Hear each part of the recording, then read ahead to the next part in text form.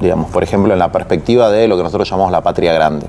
Digamos, tanto Cristina como nosotros creemos que geopolíticamente la Argentina tiene que consolidar sus vínculos con la región para poder insertarse en un mundo multipolar, no un alineamiento con el unilateralismo norteamericano. Es decir, es un tema estratégico para nuestro país y es un tema de largo plazo.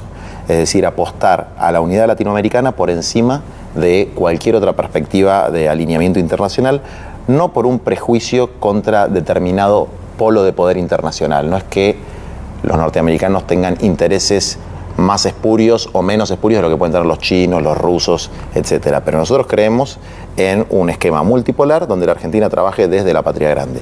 Creemos en que el desarrollo del mercado interno, la protección de la industria nacional de las pymes y la intervención del Estado en la economía es fundamental para garantizar niveles elementales de justicia social. ¿Te une, a ver, usemos el término borgiano, ¿te une el amor o te une el espanto, el amor a Cristina o el espanto a Macri? Un poquito de las dos cosas, ¿no? Un poquito de las dos cosas. El espanto a Macri, claramente. El amor a Cristina en mí nació, para decirlo de alguna manera. Tengo muchas críticas y cada tanto me peleo, pero sobre todo cuando vi el nivel de persecución del que era víctima. Digamos, a mí me tocó estar en Brasil, ver lo que pasaba con Lula, ver que el supuesto juez probo, que Moro, ¿no?, que lo juzgaba y que las instituciones, etcétera, bueno, después aceptó ser el ministro de Justicia de Bolsonaro. Es decir, quien diseñó el escenario electoral de Brasil, quien metió preso a Lula para que no se presente, lo proscribió, ese mismo tipo después aceptó una dádiva o un cargo de la persona a la que benefició, ¿no? Yo creo que en la Argentina se reproduce un esquema similar, que hay un ensañamiento judicial con Cristina que tiene un objetivo muy claro, que es impedir que ella se presente, ya sea por un mecanismo de proscripción, intentaron debilitarla para generar una situación de desafuero y proscribirla, y cuando eso no se pudo, por un mecanismo de guerra psicológica, es decir, dañarla psicológicamente a ella, a su familia, a su hija fundamentalmente, para tener a su hija como rehén, que es el punto vulnerable que tiene Cristina, que seguramente vos, yo, cualquier persona piensa que ella tiene muchos defectos. Coraje no le falta. Eso creo que la mayor parte de los argentinos sabemos que tiene coraje. Ahora, cuando te tocan a tu hija, a tu hijo, es un punto vulnerable que tenemos todas las personas más o menos normales, digamos, ¿no? ¿Me permitís la pregunta? Sí. Voy a decir, no te voy a contestar, una cuestión íntima. Pero hoy, hoy alguien cercano a Cristina me dijo, el nivel de angustia que tiene por lo de Florencia es la decisión para saber si es candidata o no. Yo creo que hay mucho de eso. Y yo creo que, es una percepción, porque es madre.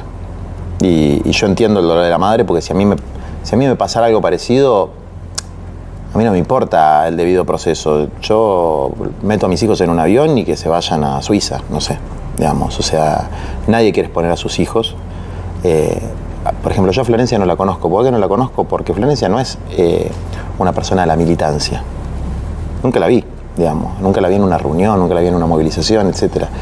Es una piba, digamos, que su único delito es ser hija de sus padres.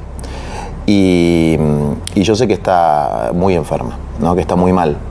Entonces me parece muy bien, y ojalá que se pueda sostener, que ella haga su tratamiento como corresponde, sin ningún tipo de presión, y que eso a la vez, aunque es un tema personal y es un tema íntimo, tiene un impacto político muy importante en este país.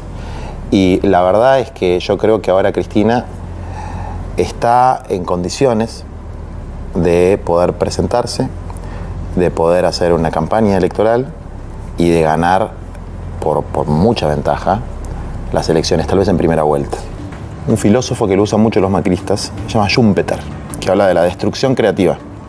Yo creo que la destrucción siempre es destrucción. Pero estos tipos, con su elitismo y con su insensibilidad, hablan de la destrucción creativa. Entonces la metáfora es los sacrificios que hay que hacer. Los sacrificios son que no coma ese pibe. Esos son los sacrificios que hay que hacer. Eso es destrucción creativa. Eso es destrucción creativa. Son los sacrificios que hay que hacer para que se desarrolle el capitalismo argentino. Esa es la legitimación. En algunos casos yo creo que es algo que a través de un mecanismo psicológico que se llama disforia cognitiva, digamos, ¿no? Que se autoinventan y que se la creen, y en otros casos directamente son cínicos, porque también hay personajes cínicos, entre ellos, por ejemplo, cuento el ministro de Economía. Me parece que es una persona absolutamente insensible, que no tiene ni siquiera necesidad de justificar ante sí mismo las maldades que hace. Y el propio presidente, que me parece que tiene una ambición malsana y perversa, a punto tal de que con el cadáver caliente del padre, porque no lo dijo antes, lo dijo, con el cadáver caliente del padre, para ver si se puede desprender un poco del tufillo de corrupción que tiene su fortuna, insulta a su padre recién muerto, digamos, ¿no? O sea, eso me parece que no es de bien nacido, que no es noble, porque aparte él fue directivo de ese grupo empresario, no es que heredó, no es que no tuvo nada que ver, él, no es que lo pusieron en los papeles, él ejercía la dirección del grupo Macri, ejercía ahí entrevistas de los 90, de principios del 2000, creo que hasta hace relativamente poco. Fue presidente del directorio, pero ejerciendo el cargo.